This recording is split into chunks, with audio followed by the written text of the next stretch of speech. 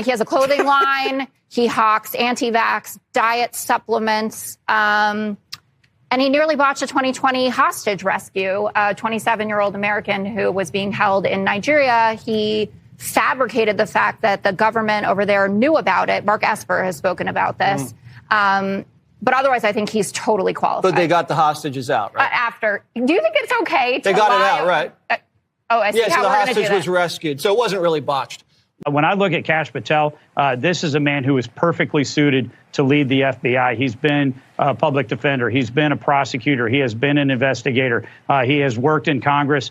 He understands the FBI inside and out, and he's going to be able to lead it. You know, when we talk about the weaponization of the judicial system over the course of the last 8 years against Donald Trump and his allies, that started at the DOJ and the FBI. And we need a fighter like Kash Patel to go in and to be able to restore a sense of justice to those systems. Because his whole life, people have been making these plane reservations for him, and I don't know anything about that. I don't even understand that. And by the way, do you guys have to drive yourself anywhere?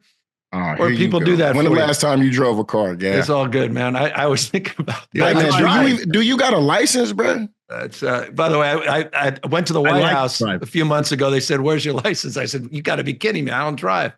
I haven't driven."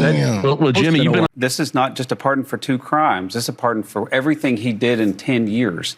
I think it's going to open the door to a lot more investigation into Hunter Biden, because Joe Biden knows there's something else he needs to pardon Hunter for, besides the 2 things that he's been charged with.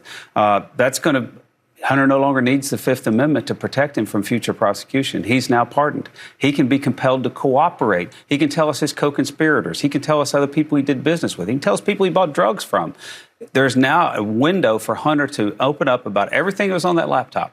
Who helped him? Did Joe Biden help him? Did he ask for any favors? That's where we are now, because Biden chose to overreach with a 10-year pardon. Biden did something he and his media allies have promised over and over and over again that he would not do. This guy is an abject liar. He has the nerve to, while he's telling yet another lie, which is that he doesn't lie, to keep lying. Like, there's at every turn, he just lies. Everyone knew he was going to pardon Hunter. We all knew that. At least that's my perspective. But you see the left absolutely shocked today. They're shocked. Like, they actually believe this guy when he was like, I know I'm not going to pardon him. And we're all like, you know, he's totally going to pardon him. He's a liar. That's all he does is lie. And he was in on his son's crimes. So yes, of course he'll be pardoning him. But the left is like, that half of them are like, and then the other half are like, oh, he's a good father. He loves his. It's like a good microcosm of the divide in this country on this man, this whole problem with the Biden crime family, as it's called.